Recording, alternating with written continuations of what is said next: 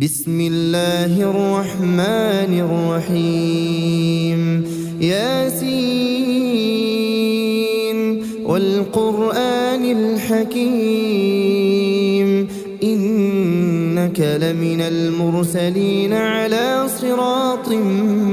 مستقيم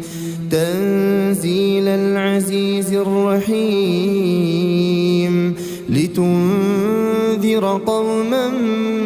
ما أنذر آباؤهم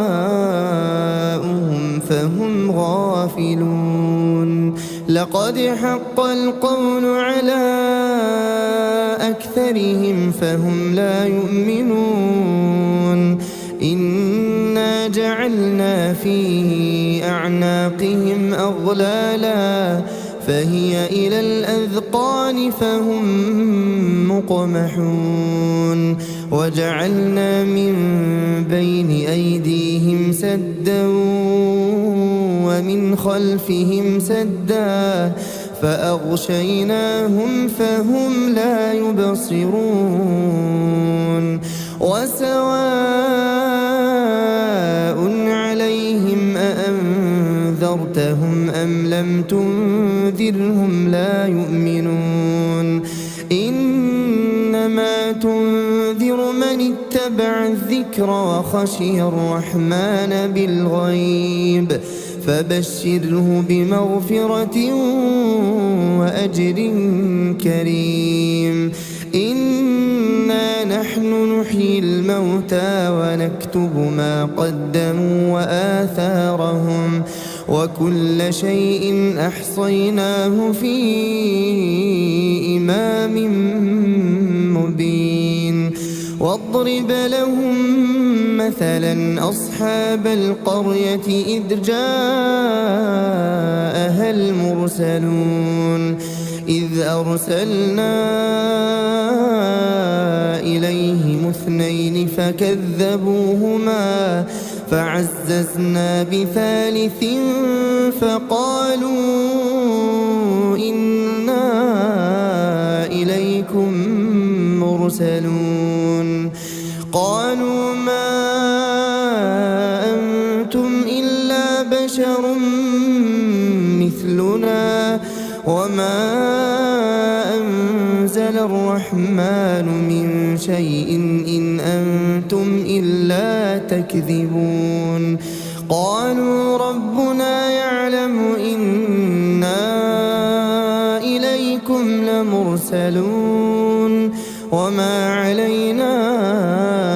إلا البلاغ المبين قالوا إنا تطيرنا بكم لئن لم تنتهوا لنرجمنكم وليمسنكم منا عذاب أليم قالوا طائركم معكم أئن ذكرتم بل أنتم قوم مسرفون وجاء من أقصى المدينة رجل يسعى قال يا قوم اتبعوا المرسلين اتبعوا من لا يسألكم أجرا وهم مهتدون وما لي لا أعبد الذي فطرني وإليه ترجعون أأتخذ من دونه آلهة إن يردني الرحمن بضر لا تغني عني شفاعتهم شيئا ولا ينقذون إني إذا لفي ضلال مبين إني آمنت بربكم فاسمعون قيل ادخل الجنة قال يا ليت قومي يعلمون بما فغفر لي ربي وجعلني من المكرمين. وما أنزلنا على قومه من بعده من جند من السماء وما كنا منزلين. إن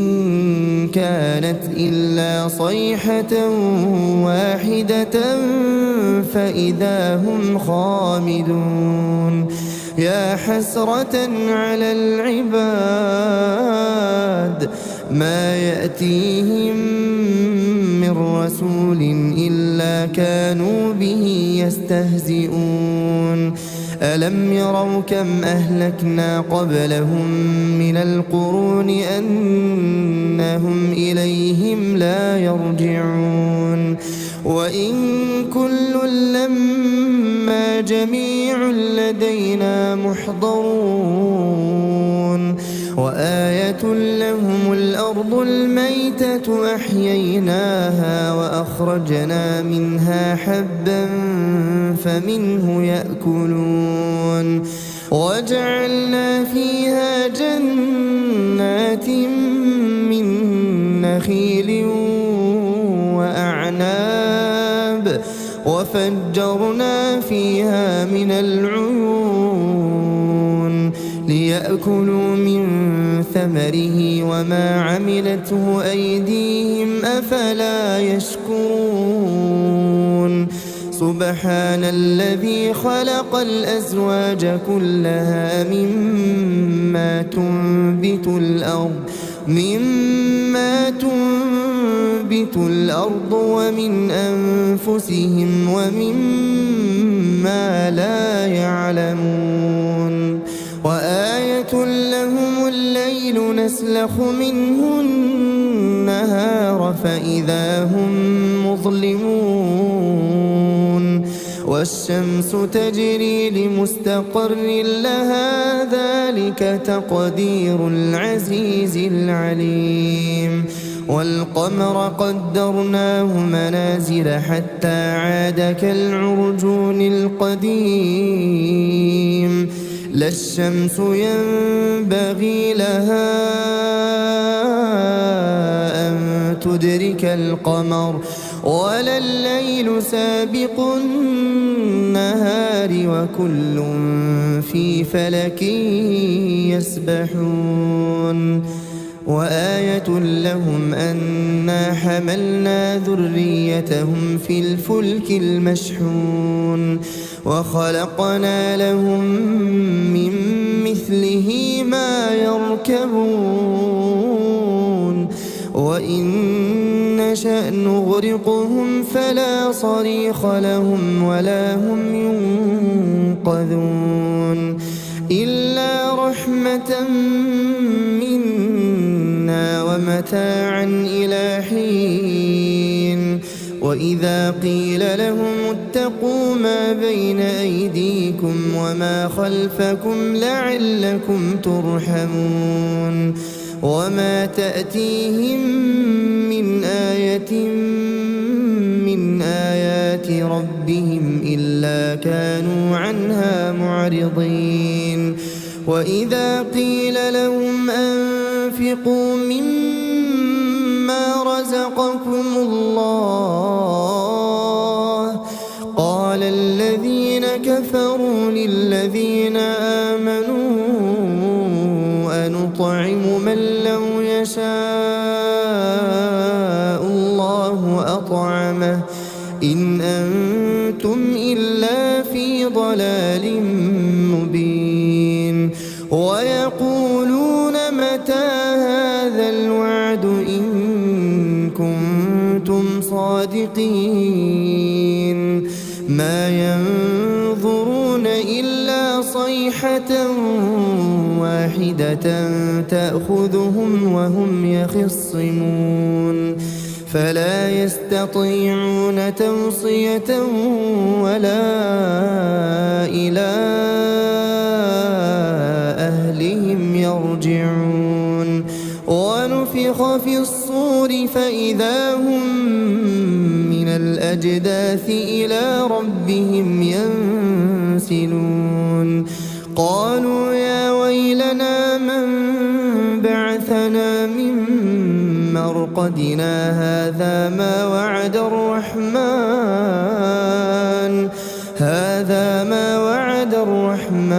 وصدق المرسلون إن كانت إلا صيحة واحدة فإذا هم جميع لدينا محضرون فاليوم لا تظلم نفس شيئا ولا تجزون إلا ما كنتم تعملون إن أصحاب الجنة اليوم في شغل فاكهون هم وأزواجهم في ظلال على الأرائك متكئون لهم فيها فاكهة ولهم ما يدعون سلام قولا من رب رحيم وامتازوا اليوم أيها المجرمون ألم أعهد إليكم يا بني آدم ألا تعبدوا الشيطان إنه لكم عدو مبين وأن اعبدوني هذا صراط مستقيم ولقد أضل منكم جبلا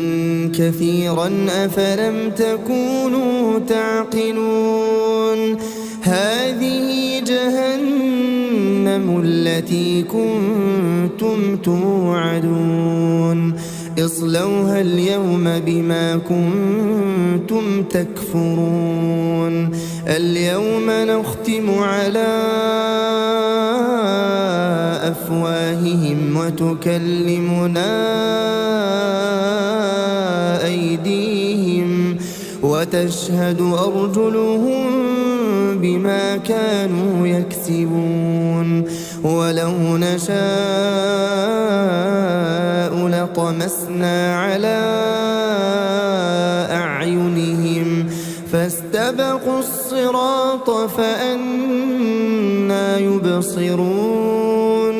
ولو نشاء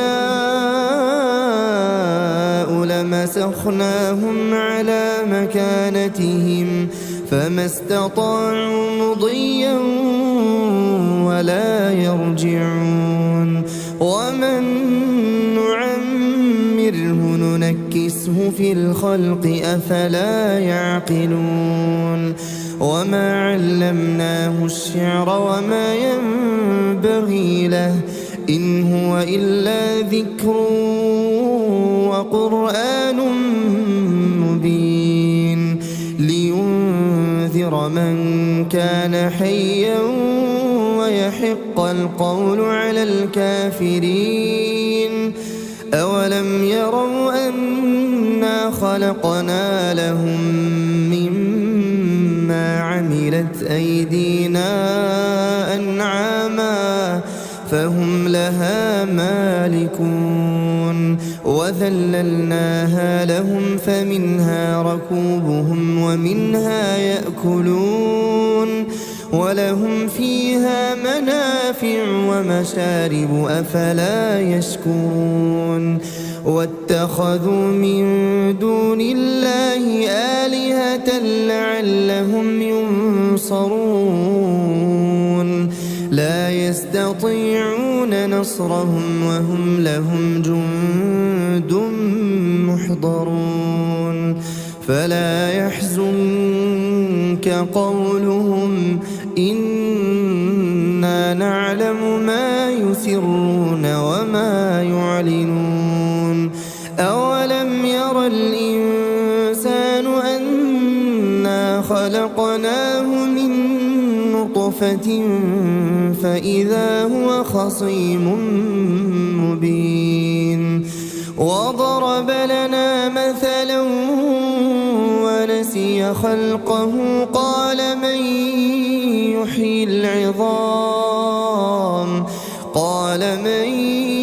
يحيي العظام وهي رميم قل يحييها الذي أنشأها أول مرة وهو بكل خلق عليم الذي جعل لكم من الشجر الأخضر نارا فإذا أنتم منه توقدون أوليس الذي خلق السماوات والأرض بقادر على أن يخلق مثلهم بلى وهو الخلاق العليم إنما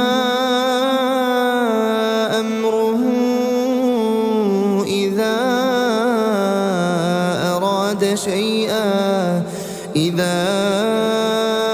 أراد شيئا أن يقول له كن فيكون فسبحان الذي بيده ملكوت كل شيء وإليه ترجعون. بسم الله الرحمن الرحيم. الرحمن علم القرآن خلق الإنسان علمه البيان الشمس والقمر بحسبان والنجم والشجر يسجدان والسماء رفعها ووضع الميزان ألا تطغوا في الميزان وأقيموا الوزن بالقسط ولا تخسروا الميزان والأرض وضعها للأنام فيها فاكهة والنخل ذات الأكمام والحب ذو العصف والريحان فبأي آلاء ربكما تكذبان خلق الإنسان من صلصال كالفخار وخلق الجان من مارج من نار فبأي آلاء ربكما تكذبان رب المشرقين ورب المغربين فبأي آلاء ربكما تكذبان مرج البحرين يلتقيان بينهما برزخ لا يبغيان فبأي آلاء ربكما تكذبان يخرج منهما اللؤلؤ والمرجان فبأي آلاء ربكما تكذبان وله الجوار المنشآت في البحر كالأعلام فبأي آلاء ربكما تكذبان كل من عليها فان ويبقى وجه ربك ذو الجلال والإكرام فبأي آلاء ربكما تكذبان يسأله من في السماوات والأرض كل يوم هو في شأن فبأي آلاء ربكما تكذبان سنفرغ لكم أيها الثقلان فبأي آلاء ربكما تكذبان يا معشر الجن والإنس إن استطعتم أن تنفذوا من أقطار السماوات والأرض فانفذوا لا تنفذون إلا بسلطان فبأي آلاء ربكما تكذبان يرسل عليكما شواظ من نار ونحاس فلا تنتصران فبأي آلاء ربكما تكذبان فإذا انشقت السماء فكانت وردة كالدهان فبأي آلاء ربكما تكذبان فيومئذ لا يسأل عن ذنبه إنس ولا جان فبأي آلاء ربكما تكذبان يعرف المجرمون بسيماهم فيؤخذ بالنواصي والأقدام فبأي آلاء ربكما تكذبان هذه جهنم التي يكذب بها المجرمون يطوفون بينها وبين حميم آن فبأي آلاء ربكما تكذبان ولمن خاف مقام ربه جنتان فبأي آلاء ربكما تكذبان ذواتا أفنان فبأي آلاء ربكما تكذبان فيهما عينان تجريان فبأي آلاء ربكما تكذبان فيهما من كل فاكهة زوجان فبأي آلاء ربكما تكذبان متكئين على فرش بطائنها من استبرق وجنى الجنتين دان فبأي آلاء ربكما تكذبان فيهن قاصرات الطرف لم يطمثهن إنس قبلهم ولا جان فبأي آلاء ربكما تكذبان كأنهن الياقوت والمرجان فبأي آلاء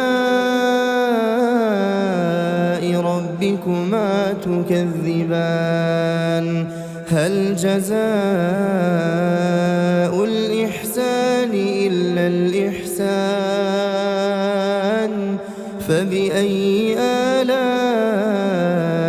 ربكما ربكما تكذبان ومن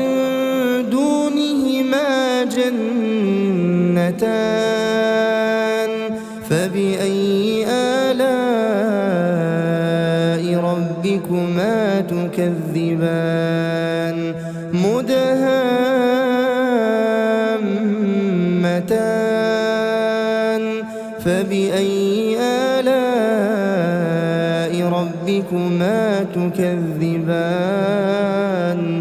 فيهما عينان نضاختان فبأي آلاء ربكما تكذبان فيهما فاكهة ونخل ورمان فبأي آلاء ربكما تكذبان فيهن خيرات حسان فبأي آلاء ربكما تكذبان حور مقصورات في الخيام فبأي آلاء ربكما تكذبان لم يطمثهن إنس قبلهم ولا جان فبأي آلاء ربكما تكذبان متكئين على رفرف خضر وعبقري حسان فبأي آلاء ربكما تكذبان تبارك اسم ربك ذي الجلال والإكرام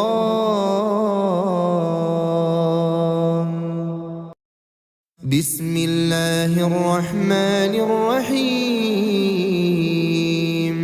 إذا وقعت الواقعة ليس لوقعتها كاذبة خافضة رافعة إذا رجت الأرض رجا وبست الجبال بسا فكانت هباء منبثا وكنتم أزواجا ثلاثة فأصحاب الميمنة ما أصحاب الميمنة وأصحاب المشأمة ما أصحاب المشأمة والسابقون السابقون أولئك المقربون في جنات النعيم ثلة من الأولين وقليل من الآخرين على سرر موضونة متكئين عليها متقابلين يطوف عليهم ولدان مخلدون بأكواب وأباريق وكأس من معين لا يصدعون عنها ولا ينزفون وفاكهة مما يتخيرون ولحم طير مما يشتهون وحور عين كأمثال اللؤلؤ المكنون جزاء بما كانوا يعملون لا يسمعون فيها لغوا ولا تأثيما إلا قيلا سلاما سلاما وأصحاب اليمين ما أصحاب سدر مخضود وطلح منضود وظل ممدود وماء مسكوب وفاكهة كثيرة لا مقطوعة ولا ممنوعة وفرش مرفوعة إنا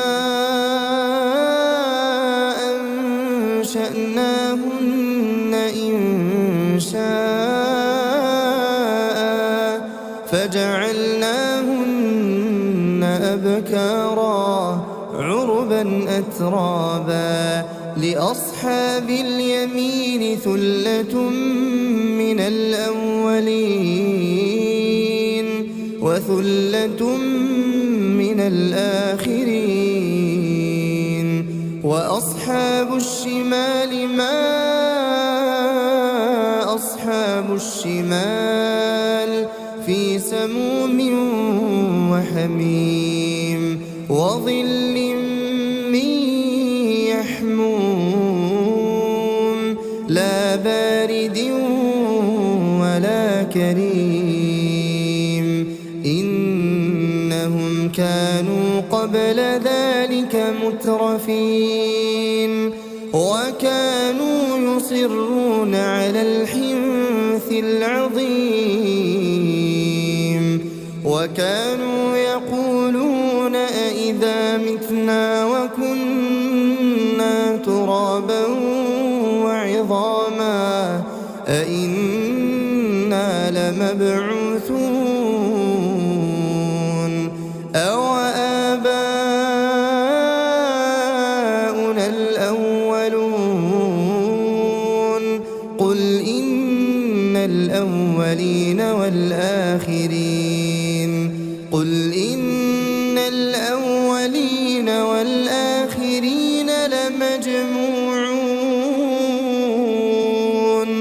لمجموعون إلى ميقات يوم معلوم ثم إنكم أيها الضالون المكذبون لآكلون من شجر من زقوم فمالئون منها البطون فشاربون عليه من الحميم فشاربون شرب الهيم هذا نزلهم يوم الدين نحن خلقناكم فلولا تصدقون أفرأيتم ما تمنون أأنتم تخلقونه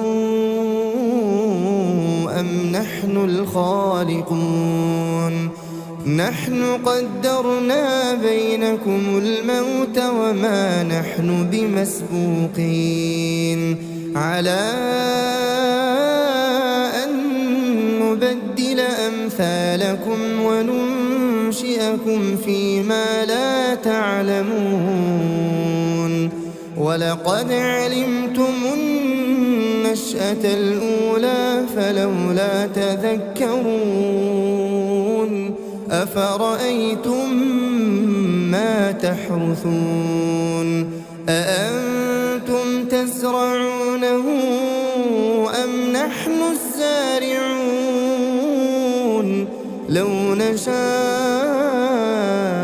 لجعلناه حطاما فظلتم تفكهون إنا لمغرمون بل نحن محرومون أفرأيتم الماء الذي تشربون أأنتم أنزلتموه من المزن أم نحن المنزلون لو نشاء جعلناه أجاجا فلولا تشكرون أفرأيتم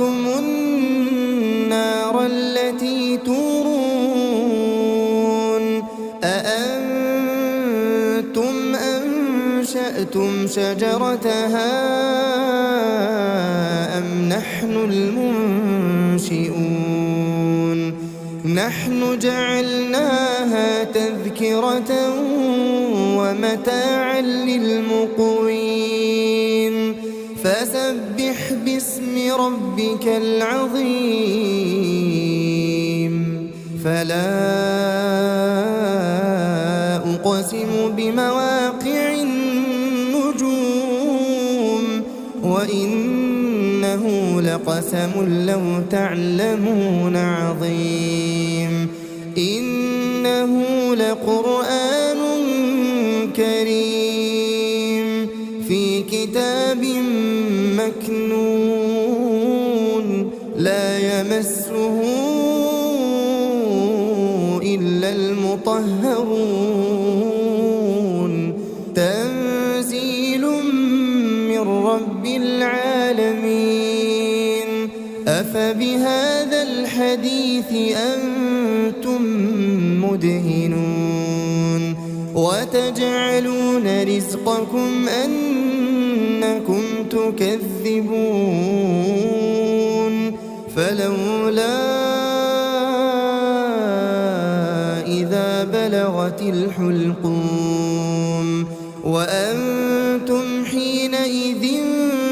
تنظرون ونحن أقرب إليه منكم ولكن لا تبصرون فلولا إن كنتم غير مدينين ترجعونها إن كنتم صادقين فأما إن كان من المقربين فروح وريحان وجنة نعيم وأما إن كان من أصحاب اليمين فسلام لك من أصحاب اليمين وأما إن كان من المكذبين الضالين فنزل من حميم وتصلية جحيم إن هذا لهو حق اليقين فسبح باسم ربك العظيم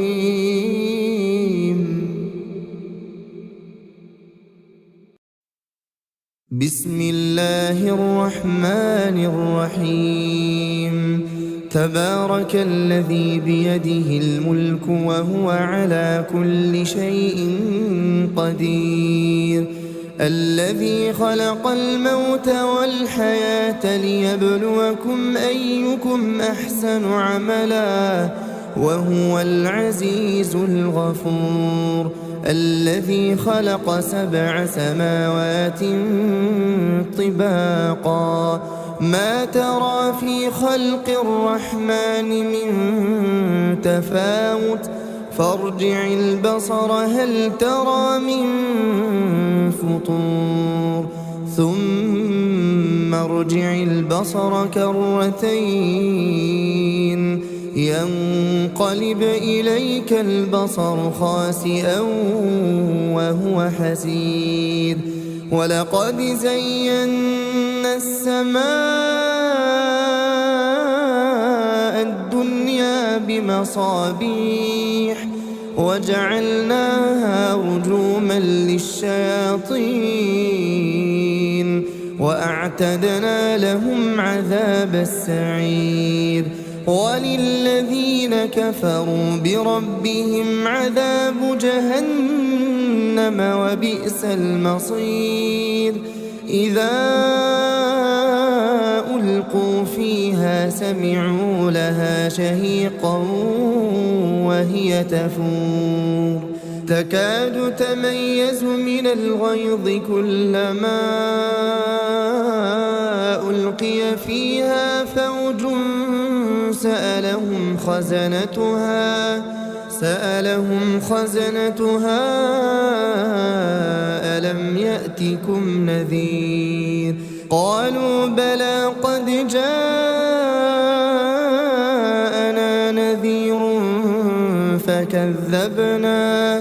فكذبنا وقلنا ما نزل الله من شيء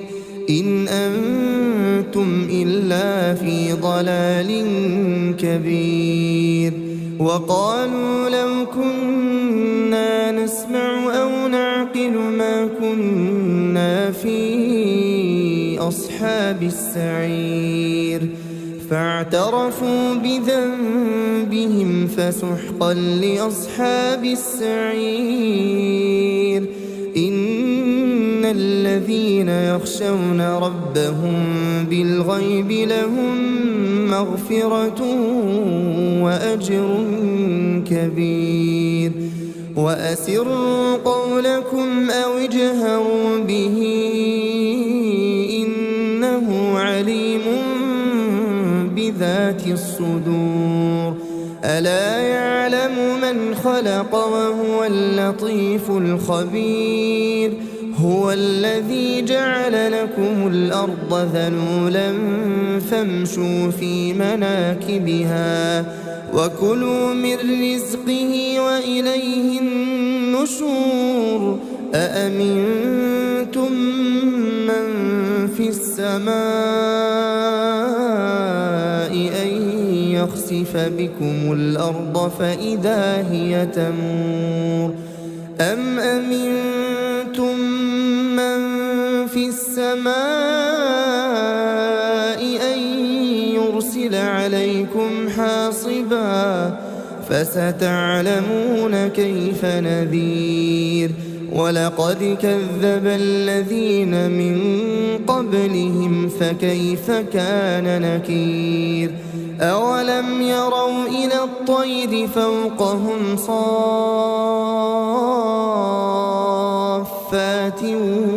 ويقبضن ما يمسكهن إلا الرحمن إنه بكل شيء بصير أمن هذا الذي هو جند لكم ينصركم من دون الرحمن إن الكافرون إلا في غرور أمن هذا الذي يرزقكم إن أمسك رزقه بل لجوا في عتو ونفور أفمن يمشي مكبا على وجهه أهدى أمن يمشي سويا على صراط مستقيم قل هو الذي أنشأكم وجعل لكم السمع والأبصار والأفئدة قليلا ما تشكرون قل هو الذي ذرأكم في الأرض وإليه تحشرون ويقولون متى هذا الوعد إن كنتم صادقين قل إنما العلم عند الله وإنما أنا نذير مبين فلما رأوه زلفة سيئت وجوه الذين كفروا وقيل هذا الذي كنتم به تدعون قل أرأيتم إن أهلكني الله ومن معي أو رحمنا فمن يجير الكافرين من عذاب أليم. قل هو الرحمن آمنا به وعليه توكلنا فستعلمون من هو في ضلال مبين. قل أرأيتم إن أصبح ماؤكم غورا فمن يأتيكم بماء